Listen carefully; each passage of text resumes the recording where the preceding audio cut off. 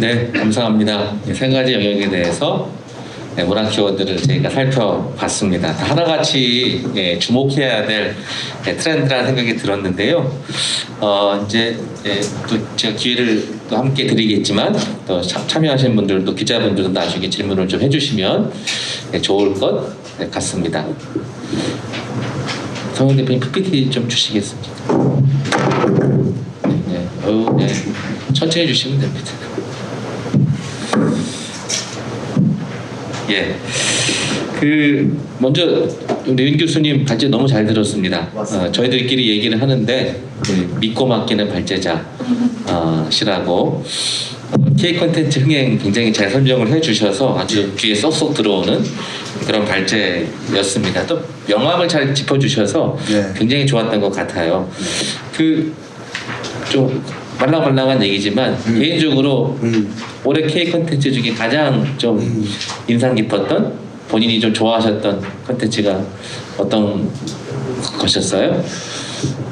제가 좋아했다 그러니까 갑자기 말문이 막히긴 해요. 손흥민 같아요. 근데 제가 가장 인상적이었던 콘텐츠는 역시 오징어 게임이 아니었을까 싶어요. 그러니까 오징어 게임은 뭐 말도 굉장히 많았지만 저는 그 오징어 게임이 보여주는 어떤 인간 군상이 우리들의 슬픈 자화상을 창의적인 스토리로 사람들이 보여주면서 재미로 이끌어갔다는 생각이 들었거든요. 그러니까 그런 것들을 봤을 때 어쩌면 오늘 우리 시대의 K 콘텐츠나 자본은 모든 것을 스토리화할 수 있는 것 같아요. 그러니까 우리들의 모든 우리들의 아픔이나 우리들의 치부까지도 다 우리들의 심지어 욕망과 우리들의 어떤 면에서는 좀 부끄러움까지도 공감대가 형성될 수 있는 모든 것들을 결국 콘텐츠화 시키는 건데 이게 사실 창의적 콘텐츠의 원천이잖아요. 결국 창의적 콘텐츠는 결국 공감을 끌어낼 수 있는 것이고 오징어 게임이 그냥 스토리와 서스펜스와 거기서 나오는 어떤 플롯의 어떤 구조라든가 이런 것들만 좋았던 게 아니라 저는 거기에 있었던 사람 한 사람 한 사람의 스토리에서 일종의 자기들을 봤을 것 같아요. 특히 힘들었던 사람이라는 것은. 그리고 또 한국 사람들뿐만 아니라 외국 사람들도 지금 이 시대를 살아가면서 팬데믹 시대를 살아가면서 어느 누군가 한 사람에게는 자기의 이야기, 자기의 모습을 보지 않았을까.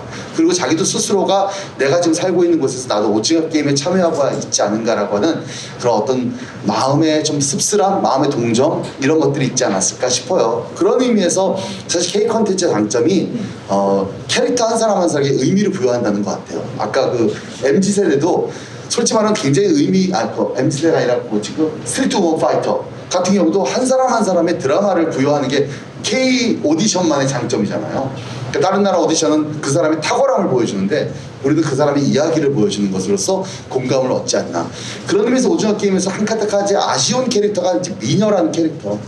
미녀. 그러니까 너무 그냥 마치 내부자에서 있었던 그런 어떤 여조호번 같은 느낌. 너무 그냥 쉽게 소비해버린 듯한 느낌이 있어서 좀 그거는 좀 아쉽습니다. 그러나 저는 개인적으로는 오징어 게임이라고 하는 그 어떤 거대한 서사 가운데 저는 많은 세계인들이 공감할 수 있었던, 그리고 또 봉주호 감독이 한마디 읽었잖아요. 가장 개인적인 것이 가장 창의적인 것이다. 과연 우리가 어렸을 때 즐겼던 것을 세계인이 좋아할까? 근데 그게 오히려 또 사람들에게는 좀 약간 이질적인 공감을 또 만들어낼 수 있지 않았을까 싶어서 인상적이었습니다. 예. 오징어 게임 그 미녀 얘기 황 감독님께 전달해드리도록 알겠습니다. 하면 좋겠는데 기회가 있을지는 모르겠습니다. 있었습니다. 예, 성 대표님 발제해 주셨어요.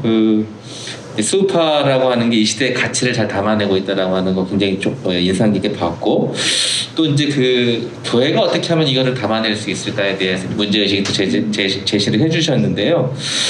이제 시간이 좀 많지 않아서 충분히 발전을 못하셨지만 이 수우파 현상 중에 교회가 이것만 하면 꼭 받아들였으면 좋겠다. 홍 대표님 생각하시기에 이게 어떤 것인지 아까 당의 기획도 굉장히 저는 신선하게 느껴졌는데 한번 보는 게 필요하다 말씀을 하셔서 이것만은 꼭 배우면 좋겠다. 어떤 게 있을까요? 저는 모두가 주인공으로 내세우는 그 모습이 참 보기 좋았어요. 아까 백 원장님이 발제해 줄 때 만인 제사장이라는 표현을 썼잖아요. 저희가 물론 여전히 목회자의 역할은 좀 중요하다고 생각해요. 성서를 제대로 해석하고 어느 공동체에든 리더 역할들은 중요한데 문제는 지금 과연 한국교회 안에서 보았을 때 모두가 만인 제사장으로서 모두가 하나님 나라의 한 백성으로서 살아가고 있는가를 보면 좀 그렇지 않은 것 같아요. 머리인 예수 그리스도를 경배하고 예배하는 예배자들로서 몸으로 우리가 구성되어 있잖아요. 우리가 1세기 또 초대교회 이야기들을 하면 그 당 사회에 굉장히 신선한 충격을 안겨줬던 것은 이야기대로 여성, 또 종, 또 어린아이들까지 다 존중하는 그 모습이 그 당대의 사회와 굉장히 차이가 났었던 거죠. 지금 세대가 변하고 있다는 것도 우리 주목할 필요가 있는 것 같아요. 그래서 정말로 많은 사람들이 여기 왔을 때, 교회에 왔을 때 모두가 모두의 경험과 이야기들이 존중받을 수 있는 것들이 필요하지 않을까 싶고, 이 수업하는 그런 면에서 이 보고 있으면 거의 한 50명 가까이 되는 그 크루들이 다 주인공처럼 저희가 주목할 수 있는 게 굉장히 저한테는 즐거웠고 보면서도 도전이 됐었습니다. 그래서 한국교회가 뭐 이런 면에서 모두에게 좀 축제가 될 수 있는 공동체가 될 수 있지 않을까에 대한 숙제를 좀 안겨주는 것 같아요. 네. 정말 우리 개신교가 만인 제사장으로서의 어떠한 정신을 우리 교회 안에서 구현하고 있는지, 이 부분 굉장히 저는 의미 있는 또 지점인 것 같다는 생각이 들었습니다. 그 윤 교수님도 K 콘텐츠 얘기를 해주시면서 공감되는 부분이 참 많았어요. 우리 사회가 이제 굉장히 속도감 있는 콘텐츠를 만들어내지만 그 속도 때문에 오히려 더 속도 희생되는 사람들이 있다라고 하는 걸 얘기를 해주셨어요. 그래서 우리 사회의 어둠도 동시에 드러났다라고 말씀을 해주셨는데, 우리가 좀 만들어가야 될 어떤 미래라고 할까요? 이 K 콘텐츠의 명함을 통해서 좀 우리가 좀 만들어가야 될 우리 사회, 우리 공동체 어떤 부분이라고 좀 생각을 하셔요? 네, 저도 속도 따라가기가 쉽지 않다는 생각이 드는데, 사실 우리는 이미 속도 사회가 있고, 한국이 어쩔 수 없이 60년대부터 체득했던 그 빨리빨리라고 하는 속도감이 결국은 이 K 콘텐츠의 또 발화로 이어진 것도 있기 때문에 명감이 있다고 생각합니다. 그리고 앞으로도 한국은 자원도 없고 여러 가지란 인프라가 부족한 나라니까 결국 속도로 먹고 살 것 같아요. 대외 의존도도 높고. 그래서 그거는 부인할 수 없는데, 다만 이런 게 있잖아요. 예수님께서도, 우리 하나님께서도 속도 중에 안식을 강조하시잖아요. 그러니까 속도로 밀어붙일 때 거기에 멈춰가는 안식의 가치를 얘기하시는 것처럼, 우리도 어쩌면 그 밀어붙이는 속도 가운데 나오는 일종의 하나의 우리만의 리틀 포레스트, 어떤 그런 컨텐츠들이 계속해서 우리 안에 또 다른 역 트렌드로 우리에게 주어질 거라고 생각해요. 그러니까 다시 말해서 트렌드가 있으면 그 트렌드에 역행하는 반작용이 나오는데 그것도 트렌드거든요. 그러니까 이 트렌드 때문에 나온 트렌드니까, 저는 그런 부분에서 한국 사회가 이렇게 속도감을 강조하고 이런 어떤 역동적인 트렌드가 컨텐츠가 나온다면 그것에 반하는 컨텐츠가 또 균형을 맞춰가지 않을까라고 하는 그런 기대감을 해봅니다. 또 그런 것들에 대해서 우리가 또 선택할 수 있을 거라고 생각하고요. 예를 들어서 젊은 사람들의 음악이 EDM이라고 얘기하잖아요. K-POP EDM에 근거하죠. 근데 또 다른 게 뭐냐면 바로 악동이라든가 볼빵과 같은 어쿠스틱 팝이거든요.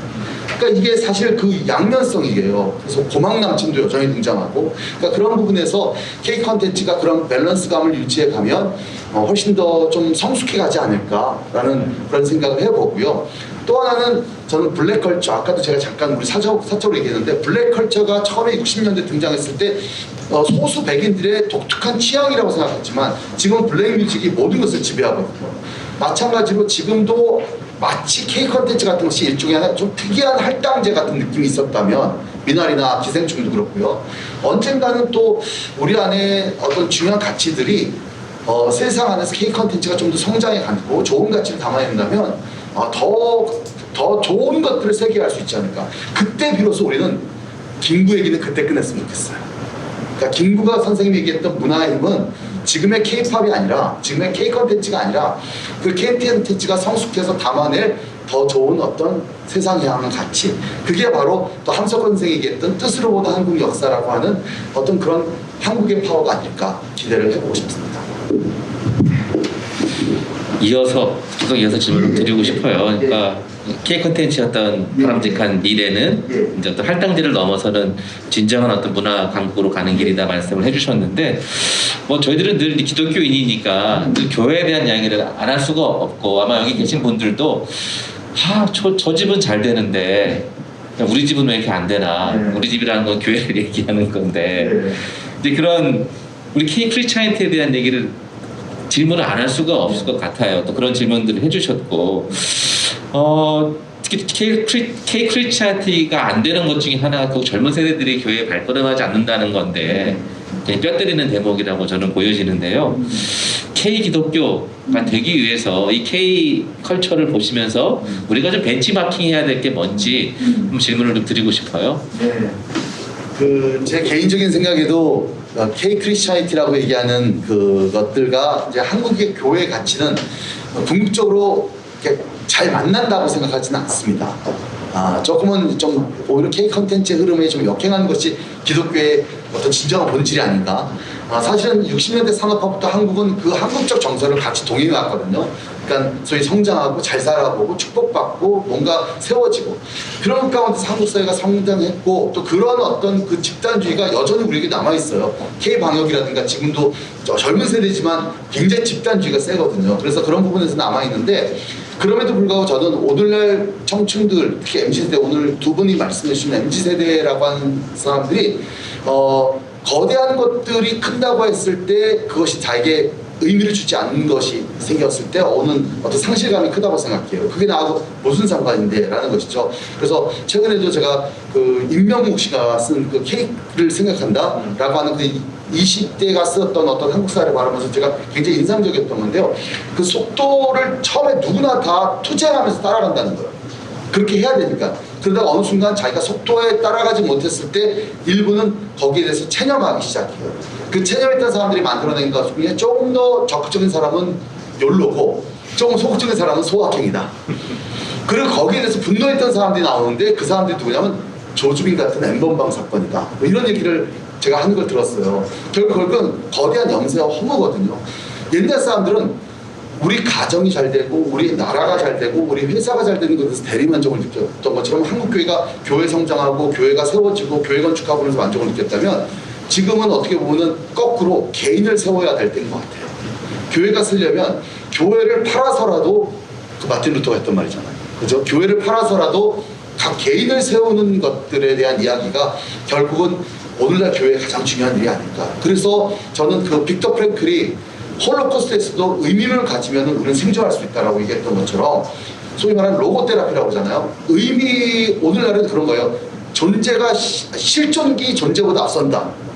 죄송합니다. 오늘 자꾸 제가 어려운 말들은 안 말하는데 그게 무슨 얘기냐면 옛날까지 지금까지 기독교 너무 거대 담론이었어요. 존재란 무엇인가, 영생이란 무엇인가, 구원이란 무엇인가. 그러니까 굉장히 거대 담론으로 얘기를 했다면 지금은 실존, 그러니까 우리가 다뤄간 선실의 작은 미시적인 스토리에서 답을 제시하고 거기에 의미를 찾게 하고 거기 안에서 우리가 소소한 이야기들을 만들어내는 그런 어떤 교회적 접근, 교회 패러다임이 바뀌어야 되지 않을까. 그것을 위해서 준비하는 게 말씀하셨던 스트리트 원 파이터에서 배웠던 어떤 그 다음 세대의 주인공을 만드는 건 ESG 공연. 그러니까 꼭 ESG일 필요 없지만 뭔가 우리가 공감할 수 있는 어떤 교회의 새로운 목회 원칙 같은 것들을 세워야 하지 않을까 생각합니다. 네, 실존이 존재보다 앞선다. 인카네이션 얘기를 결국은 하는 것 같아요. 우리 실존 가운데 모시는 하나님을 닮아가는 그런 중요한 얘기인데 성현 대표님께도 뭐 같은 선상에서 질문 드리고 싶어요. 결국 저희들이 이제 마지막 질문이기도 하지만 논의를 계속 이어가다 보니까 결국 MZ세대, 물론 MZ세대가 전부는 아니지만 또 그들만을 위한 뭐 무엇을 만드는 것도 목표는 아니지만 이제 중요한 바로미터가 되는 거니까요. 그러니까 저희들이 대중문화를 볼 때 뭐 대중문화를 무조건 뭐 옹호하거나 또 그건 아니고 비판적인 관점으로 바라보는 부분들이 분명히 있는데요.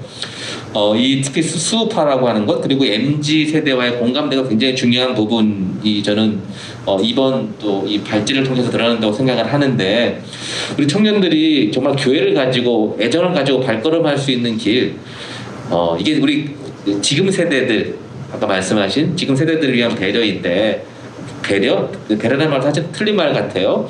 그것이 하나의 이제 권리이기도 한 것인데 청년들이 교회에 발걸음할 수 있는 길은 무엇인지 한번 또 우리 송 대표님께 말씀을 한번 드리고 싶습니다.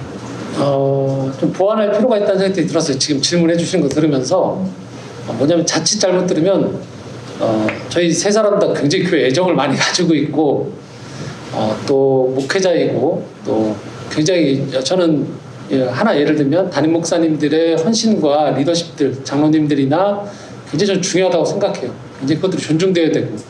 이 얘기를 왜 해드리냐면 지금 저희가 이제 변화에 대한 고민 때문에 교회에 좀 부족한 면들을 얘기했지만 사실 역으로 말하면 지금 젊은 세대들한테 해드리고 싶은 말씀은 교회는 또 한편으로는 여전히 지금 보면 많이 부족하지만 기댈 만한 곳이다라고 얘기를 해드리고 싶어요. 왜냐하면 어떤 면에서 그러냐면 지금 저희가 긍정적인 스트우먼 파이터의 긍정적인 면을 말씀드렸는데요. 또 한편으로는 대중문화가 가지고 있는 속성은 굉장히 아까 윤 교수님이 얼핏 얘기해 주셨지만 창조성을 쥐어짜거든요. 그러니까 여기서 지금 계속 살아남는다는 게 굉장한 긴장과 몸의 혹사가 따라요. 뭐 오징어 게임의 황동학 감독도 보니까 치아가 6개 정도 빠졌다고 하죠. 그만큼 뭐 경제적인 보상은 따라오지만 공동체라고 보기는 어렵죠. 근데 그러면서 보면 교회는 좀 더디고 좀 모자라 보여도 평생을 함께 갈 수 있는 이 공동체적인 역할을 해줄 수 있는 것 같아요. 그렇기 때문에 지금의 젊은 세대들한테 조금만 더 교회에게 기회를 주면 좋겠다. 너무 뛰쳐나가지 말고 이 교회 안에서 이런 얘기를 할 수 있는, 오늘 저희는 이제 기존의 중직자들이나 목사님들에게 이런 제안과 이야기를 건넸지만 그래서 또 목회자들이 들어야 될 얘기들이 있다고 생각해요. 하지만 또 젊은 세대들이 우리들이 이 사회에서 경험할 수 있는 그런 긴장 또는 이 공동체가 아닌 계속적으로 뭔가 그 다음 단계를 나아가는 데서 오는 그 어려움들을 좀 영적으로 해소할 수 있는 그런 안전장치, 쿠션이 되어질 수 있고 그런 보완제가 될 수 있는 곳이 교회다라는 것들을 좀 꼭 말씀을 드리고 싶어요. 이것들이 어느 한쪽의 책임이라기보다는 서로 간에 가야 되는 부분들이 아닌가 싶어서 백 원장님이 뭐 질문은 청년들이 MZ세대가 지금 어떤 길로 가야 되느냐라고 얘기했는데 좀 추상적인 것 같지만 너무 빨리 교회는 안 된다라고 규정을 짓기보다는 의외로 또 대화를 나눠보면 열려 있거든요. 근데 대화법을 잘 모르는 경우도 있고 아직 익숙하지 않아서 교회 스스로가 좀 멈칫하는 면들이 있어요. 그럴 때 조금 더 여유를 가지고서 이 얘기들을 건넬 수 있는 그런 기회를 마련하려고 노력하다 보면 교회만큼 또 다음 세대 아까 얘기했듯이 계속 고민하는 데가 또 많지 않아요. 그래서 충분히 좀 공동체로서 제가 나아갈 수 있는 곳이 교회가 아닐까 싶은 생각으로 좀 아름답게 마무리를 좀 예, 정말 그런 기대를 가지고 저희가 이런 얘기를 했기 때문에 정말로 그래서 지금 MZ 세대들하고 얘기하면서도 그런 얘기들을 많이 해요. 좋은 면들에 대한 이야기도 하고 쓴소리도 같이 병행하면서 하기 때문에 양쪽 다 서로 그런 노력들이 필요하지 않을까 싶은 말씀을 드립니다. 네. 네, 결론을 내리도록 하겠습니다. 2021년도 대중문화 키워드로 살펴보는 대중의 열망과 한국교회 과제들이 살펴보았는데요. 여전히 이 풍성한 대중문화 속에서 그 의미와 영향을 살펴보고 한국교회가 무엇을 바라보고 배워야 하는지 또 우리가 이러한 문화에 대해서 무엇을 또 말해야 되는지 생각해봤습니다. 대중문화에 드러난 이 시대의 자화상을 들여다보면서 우리 사회 지구촌 공동체가 나아가야 될 방향들도 엿볼 수가 있었고요. 그리고 우리 시대를 치유하고 더 아름답게 만들어가야 할 교육 과제도 생각해 보았습니다. 모든 이야기들이 한국교회를 건강하게 만들어가고 이 사회를 더 좋은 곳으로 만들어가는 재현들이 되기를 소망하면서 2021년 대중문화 키워드로 본 대중의 열망과 한국교육 과제를 마치도록 하겠습니다. 예. 참고로 광고 하나 드리면 내년도 1월 6일에 2022년 문화선교 트렌드를 발표를 합니다. 다양한 영역에서 목회 영역, 또 교계 영역, 디지털 미디어와 교회, 청년 기독교 문화, 또 통계로 미리 보는 2022년 다양한 주제들을 가지고 또 2022년도를 예측하는 또 준비하는 또 행사를 준비하고 있습니다. 또 많은 관심과 참여 부탁드립니다. 이상으로 행사를 마치도록 하겠습니다. 감사합니다. 감사합니다.